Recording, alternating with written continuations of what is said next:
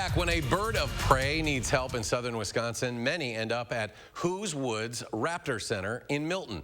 As our traveler Mark Kane discovered, Who's has a lot of interesting residents. Here at the Who's Woods Raptor Center, the philosophy is simple.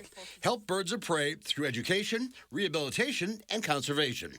The nonprofit center was founded by Diane Mahler 25 years ago, but this was a lifetime in the making. I have always, ever since I was a young girl, had a love for wildlife, especially birds.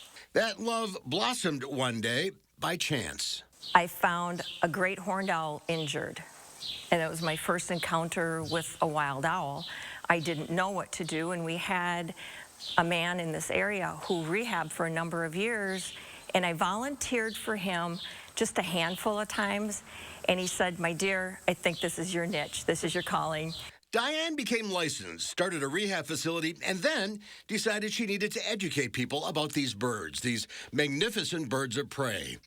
She's visited thousands of schools and nursing homes and various groups, and she has some great educators to help spread the message. 12 birds brought to the center that for one reason or another couldn't be released back into the wild. Here's a who's who at Who's. This is Oopsie. He's a northern saw-whet owl, and he was recovered 2 years ago at the Fitchburg Public Library. He flew into a window. Oh. Okay, that is why they're called a saw-whet owl, okay? Saw-whet owls are the state's smallest. Oopsie weighs just 3 ounces. He's the smallest ambassador who also makes the biggest impact. Clark is a 10-year-old barred owl. This is Caitlin. She's our education peregrine falcon. She's 8 years old.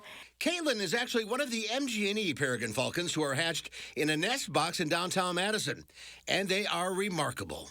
They're the fastest animal on the planet. They can dive over 200 miles an hour. When a peregrine falcon dives, they can withstand a G-force of 25 to 30 Gs. This is crazy. That's crazy. It's just crazy. This is Queen.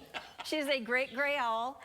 They are the tallest owl in the world. In my 25-year career, never did I think that we would have a great gray owl for education. They're not endangered or threatened. They're just not common. If looks could kill. She's a wonderful foster bird. The stars of the show here are the Eagles. 15-year-old Madeline was hit by a car and can no longer fly, but she's a great ambassador. Hey, Madeline. Are you going to posture at me? And the newest addition is 14-week-old Marlene. His parents built a nest in downtown Janesville at the Marlene Lumber Store. A heavy rain sent the 2-ton nest, and then 8-week-old Marlene crashing to the ground. He had become a local celebrity. The badly injured bird was found and is now rehabilitating. Maybe one day can be released. That's always the goal here. Some 60% of the raptors who come here are released back into the wild. And when that happens, it's an event. It's very rewarding to release a bird when you see them coming in. They're sick, they're injured, and to just evolve into what they were before they were injured or sick. You know, just these magnificent birds that, you know, fly away back to freedom. And not just fly, but soar like an eagle. Traveling in Milton, I'm Mark Kane, News 3 Now. Now, Diane wants to emphasize the Who's Woods Raptor Center is not open to the public, but she does programs all across the state. For more information on how to schedule one or to donate to help this nonprofit, go to whoswoods.org.